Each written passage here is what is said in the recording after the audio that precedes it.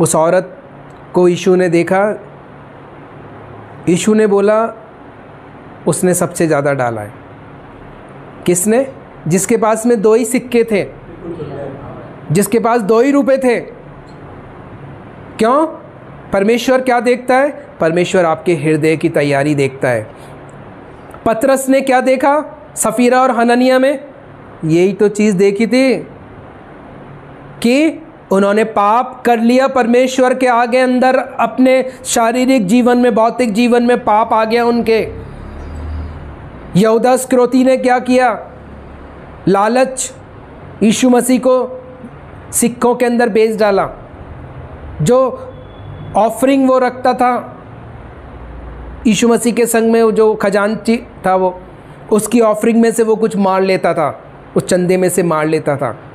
वही पाप जब यीशु मसीह में आ गए हम लोग, उसके बावजूद भी वही पाप, वही गलतियां, वही ढीठपना, वही लालच, वही बुराई, तो वो हमें अनंत जीवन की तरफ नहीं, अनंत आग के जीवन की तरफ, नरक के जीवन की तरफ ले जाएगा। वो हमारा स्वभाव, कौन सा स्वभाव है? शारीरिकता, जो मेरे बाप दादाओं से मेरे अंदर आई हुई है, जो जिसके लिए पौलुस कह रहा है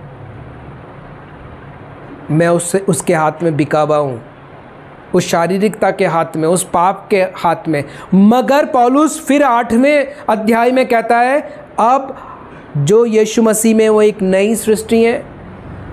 और उसके बाद में हम लोग अब क्या हैं? अब हम लोग शारीरिक नहीं बल्कि हम लोग क्या हो चुके हैं? आत्मा के द्वारा अब हमारा नया जन्म हो चुका है। हालेलुया। तो इसलिए मेरे प्रियो, हम रोमियो 8 के अनुसार अब हम लोग दोहरे चरित्र के लोग नहीं हैं, अब वो ख़त्म हो चुका है। अब हम लोग कौन से हो चुके हैं? अब हम लोग जिस रूप में हम लोग बनाए गए थे स्पिरिचुअल, अब हम लोग स्पिरिचुअल यानी आत्मिक, आध्यात्मिक, अब हम लोग प्राणी हो चुके हैं। प्रभु यीशु मसीह पर विश्वास करने के द्वारा, पापों का अंगीकार करने के द्वारा अब हम लोग बुराई को छोड़ते हैं और भलाई को करने लग जाते हैं। और ये एक दिन का प्रोसेस नहीं है।